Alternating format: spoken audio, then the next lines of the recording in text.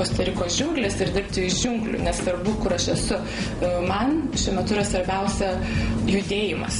Man nereikia būti prikaltai prie mano darbo stalo ir čia būti nuo pirmadienio iki penktadienio, nuo 9 iki 5. Tačiau kodėl jauna ir žavi moteris vis dar vieniša? Keliaujant moteriai per pasaulį, per įvairias šalis, dėmesio netrūksta, net tai nėra problema. Sveiki, kaip ir kiekvieną šeštadienį su jumis pasaulis pagal lietuvius.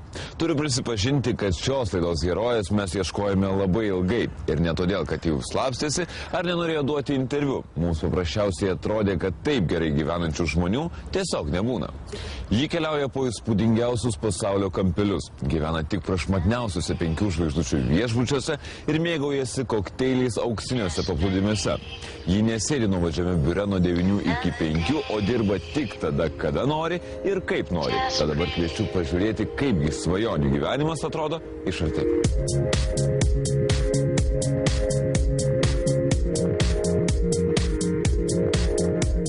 Ir kurisgi iš mūsų nepasvajoja apie amžinas atostogas, kai gali nuo ryto iki vakaro gulėti nepaprasto grožio paplūdimyje, gurkšnoti kokteilius, ragauti nepaprastus patiekalus ar tiesiog mėgautis ramybę. O kur dar kelionės po egzotiškiausius pasaulio kampelius, pažintis su įdomiais žmonėmis ir gyvenimas vien tik 5 žvaigždučių viešbučiuose. Ko gero daugeliui tai tikra svajonė. Ir nors visa tai labiau primena pasaką nei realų gyvenimą, mūsų laidos komanda rado žmogų gyvenantį būtent taip.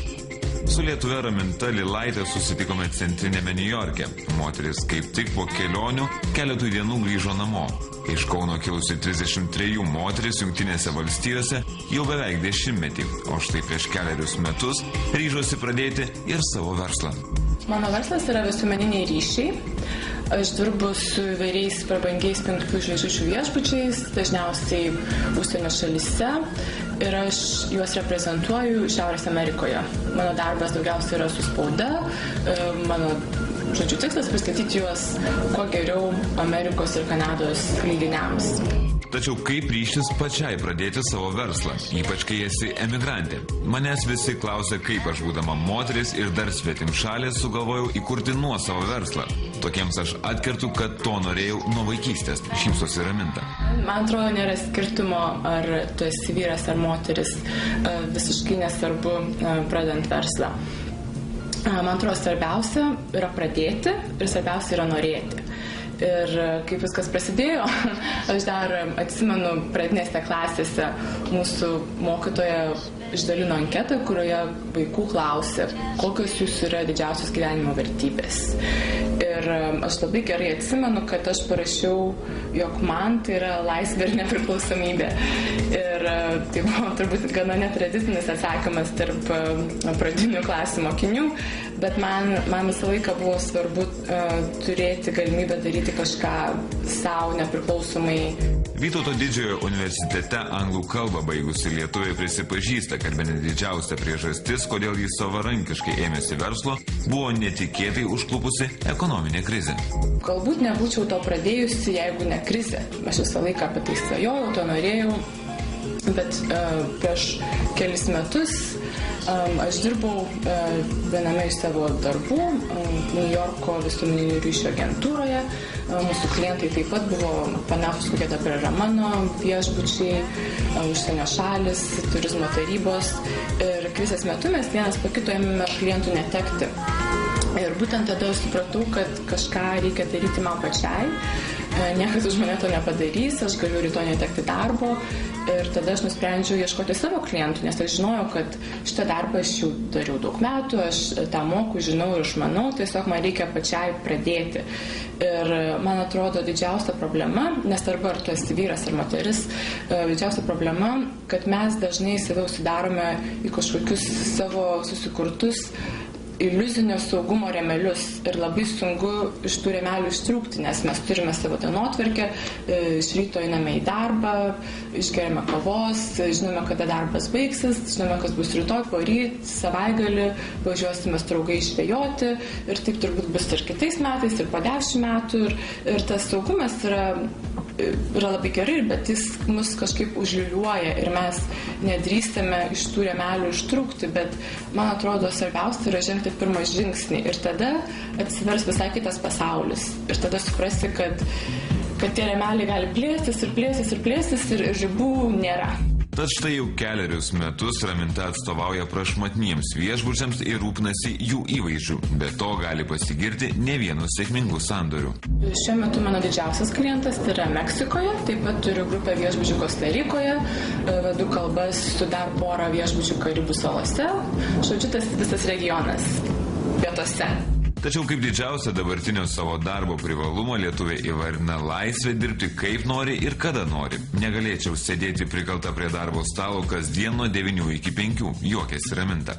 Kas man labiausiai patinka apie mano šio meto dienotvarkę, kad aš galiu ją tvarkyti kaip aš noriu. Aš galiu dirbti ryte arba galiu dirbti vakare, dienos metu aš galiu eiti į parką, aš galiu dirbti iš parko ir kas labiausiai man patinka, kad aš galiu važiuoti į Kostarikos džiunglės ir dirbti iš džiunglių, nesvarbu, kur aš esu.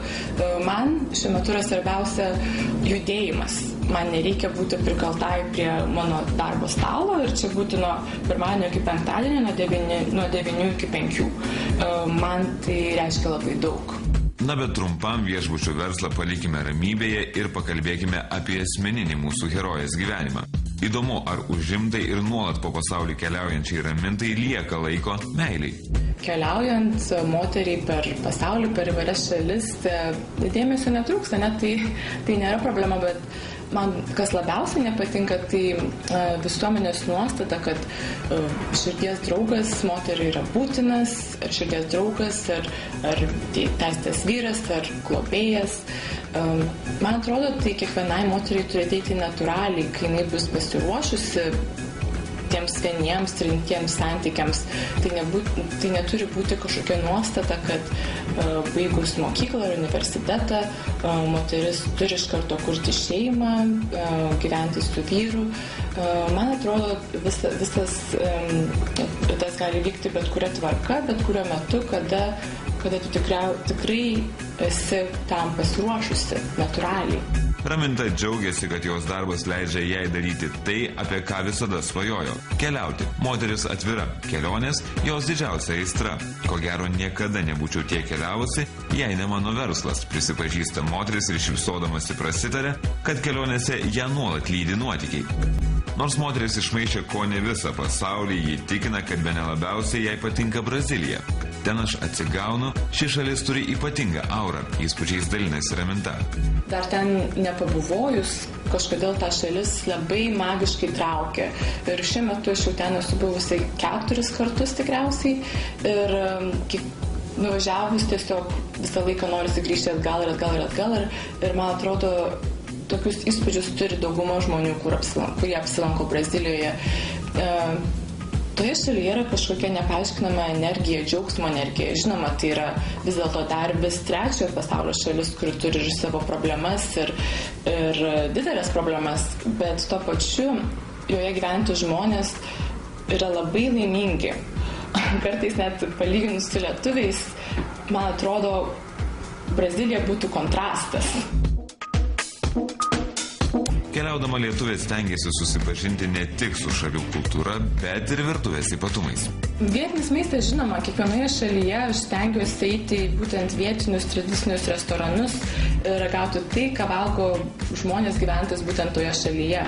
Ir net nežinau, kas būtų Lietuvos žiūrovams apibūdinta kaip egzotinis maistas. Galiu pasakyti, kad keptų vabzdžių ar tarakonų dar ragauti neteko, bet jeigu aš būčiau šalyje ir man vietiniai gyventojai sakytų, kad tai yra maistas, kurį mes valgom kasdien pusryčiams, aš žinoma to pabandyčiau. Žodžiu, aš nemanau, kad reikia save apsiriboti ir maistas yra kiekvienos šalies kultūros dalis. Taip kad yra labai įdomu išbandyti, ką žmonės toje šalyje sukūrė ir ypač iš savo natūralių resursų, iš tų daržovių, vaisių, produktų, kurie gaminami būtent ten, kurie auga būtent ten. Na, bet pakaks apie malonumus. Grįžkime prie darbo, kurį ne vienas, ko gero, pavadintume svajone. Tad visgi, kaip paprastai moteriai iš Lietuvos pavyko įkalbėti prašmatniuosius viešbučius dirbti būtent su ja, o ne, tarkim, didelėmis ir žinomą vardą turinčiomis kompanijomis.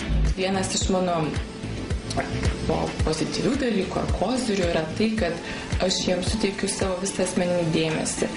Dirbant su didžiulė agentūra, kiekvienam klientui yra paskirti dirbti keli darbuotojai, bet jie turi dar 5 ar 10 kitų klientų. Tiesiog viskas vyksta kaip didesnėme fabrike ar mašinoje, nėra asmeninio dėmesio. O man kiekvienas klientas pamažu tampa kaip šeimos dalis. Pavyzdžiui, mano klientas Meksikoje, kuris iš tikrųjų yra amerikietis ir jo pagrindinė rezidencija yra New York'e, mes su juo bendraujame net ir laisvalaikiu. Išvažiuoju jo vasaros namą Long Islande, Hamptonuose. Tiesiog tai yra visiškai kitas bendravimas. Ir tada mano klientai mane patiki ir netgi priima mane kaip iš dalies savo šeimos narį. Ir tada darbo specifika, žinoma, yra kitokia.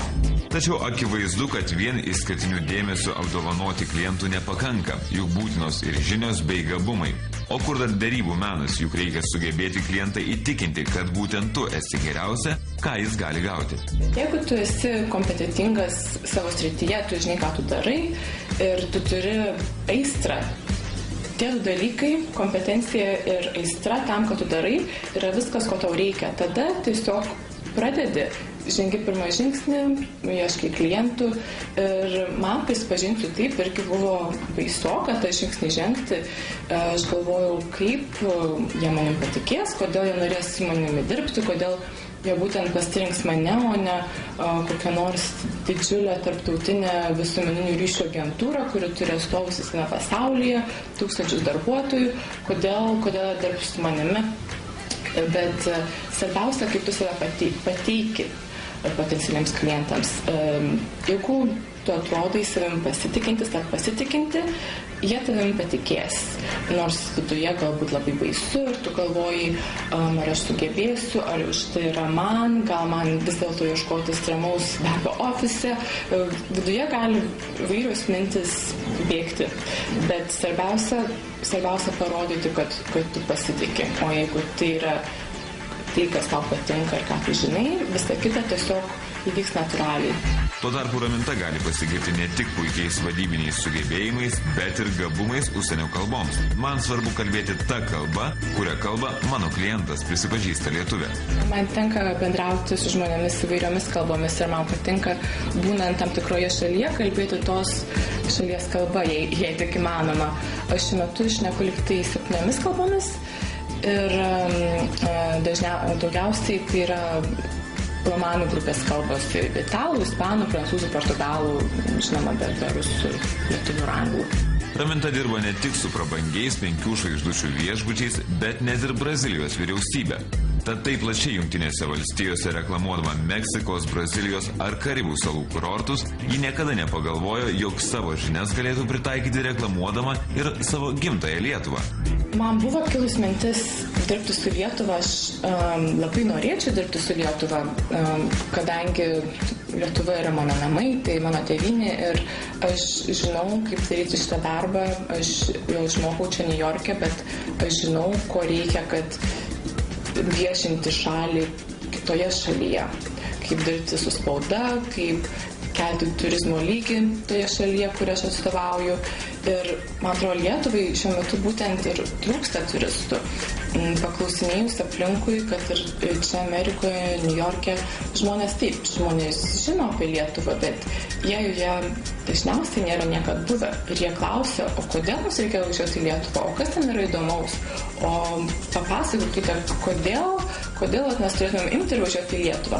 Ir manau, tai yra problema tame, kad Lietuva neturi pakankamų galbūt resursų, gal noro skleisti žinias apie šalį, skleisti žinias apie turizmą į Lietuvą, būtent apie tą sritį. Man atrodo, gal nėra suvokiama, kaip tai yra svarbu, kokia didelė šalies, bet kurios šalies ekonomikos dalis yra turizmas. Tuo tarpu dabar moteris džiaugiasi, jog turi viską, apie ką svajojo. Puikų darbą, keliones ir dirba kada tik nori. Be to, akivaizdu, kad šis lietuvės verslas išties pelningas. Ir nors Raminta apie pinigus kalbėti nelinkusi, vis tik prisipažįsta, jog pinigų jai išties netrūksta. Man atrodo, prabangumas tai yra sąvoka, kuri kiekvienam yra skirtinga, priklauso, kas tau yra prabanga. Aš manau, kad aš gyvenu taip, kaip man geriausia, kaip man patinka ir tai yra svarbiausia. Tada kitaip paklausiu, ar gyvenat patogiai? Žinoma.